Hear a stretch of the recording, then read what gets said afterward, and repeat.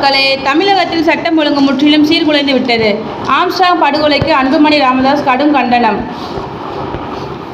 சென்னை பெரம்பலூரில் பகுஜன் சமாஜ் கட்சியின் மாநில தலைவர் ஆம்ஸ்ட்ராங் மர்ம நபர்களால் இன்று இரவு 7:30 மணியளவில் வெட்டி படுகொலை செய்யப்பட்டுள்ளார். இதற்கு கடும் கண்டனத்தை தெரிவித்துள்ள பாமக தலைவர் மருத்துவர் அன்புமணி ராமதாஸ், தமிழகத்தில் சட்டம் ஒழுங்கு முற்றிலும் சீர்குலைந்து விட்டதாக கடும் கண்டனத்தை தெரிவித்துள்ளார். இதுகுறித்து அவரின் அறிக்கையில், பகுஜன் சமாஜ் கட்சியின் தமிழ்நாடு மாநில தலைவரும் வழக்கறிஞருமான ஆம்ஸ்ட்ராங் இன்று மாலை கூலிப்படையினரால் கொடூரமான முறையில் வெட்டி படுகொலை செய்யப்பட்டிருப்பது பெரும் அதிர்ச்சியை அளிக்கிறது. இவரை இழந்து வாழும் குடும்பத்தினர், நண்பர்கள், பகுஜன் சமாஜ் கட்சியினர் உள்ளிட்ட அனைவருக்கும் ஆழ்ந்த இரங்கலையும் அனுதாபங்களையும் தெரிவித்துக் கொள்கிறேன்.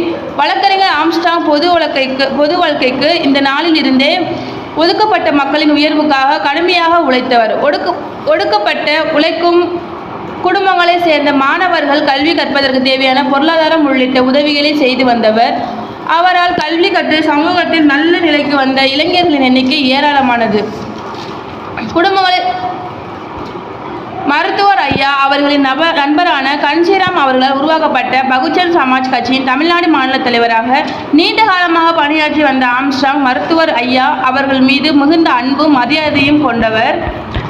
பட்டியலின் மக்களுக்காக மருத்துவர் ஐயா அவர்கள் தொடக்க காலம் முதல் மேற்கொண்ட பணிகளை நன்றியுடன் அடிக்கடி நினைவு கூறும் ஆம்ஸ்ட்ராங் அவர்கள், மருத்துவர் ஐயா அவர்கள்தான் பட்டியலின் மக்கள் மீது உண்மையான அக்கறை கொண்ட தலைவர் என்பதையும் பல தருணங்களில் பதிவு செய்திருக்கிறார்.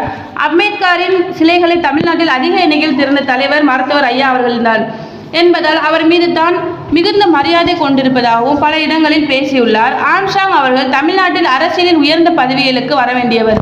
வயதில் மிகவும் இளையவரான அவர் தமிழக அரசியலில் பல உச்சங்களை தொடுவார் என்று தான் உறுதியான நம்பினேன். தொடர்வண்டி தொழிற்சங்க விழா உள்ளிட்ட பல்வேறு நிகழ்வுகளில் என்னுடன் ஒன்றாக கலந்து கொண்டவர். ஆயிரக்கணக்கான இளைஞர்களின் நம்பிக்கையை பெற்றவர் ஆம்ஸ்ட்ராங். அப்படிப்பட்டவர் திடீரென ஒரு நாள் மாலை பொழுதில் கூலிப்படையினர் வெட்டி படுகொலை செய்யப்பட்டிருக்கிறார் என்பதை என்னால் நம்ப முடியவில்லை. ஆம்ஸ்ட்ராங் அவர்களின் மறைவு வளர்ச்சி சார்ந்த தலித் அரசியலுக்கு ஈடு செய்ய முடியாத இழப்பு என்பது மறுக்க முடியாத உண்மை. ஆம்ஸ்ட்ராங் அவர்கள் அங்கீகரிக்கப்பட்ட தேசிய கட்சியின் மாநில தலைவர். அப்படிப்பட்ட ஒருவரை மக்கள் நடமாட்டம் மிகுந்த பகுதியில் ஒரு கும்பல் சராமரியாக வெட்டி படுகொலை செய்கிறது என்றால் தமிழகத்தில் சட்டம் ஒழுங்கு எந்த அளவுக்கு மோசமாக சீர்குலைந்திருக்கிறது என்பதை மிகவும் எளிதாக புரிந்து கொள்ள முடியும்.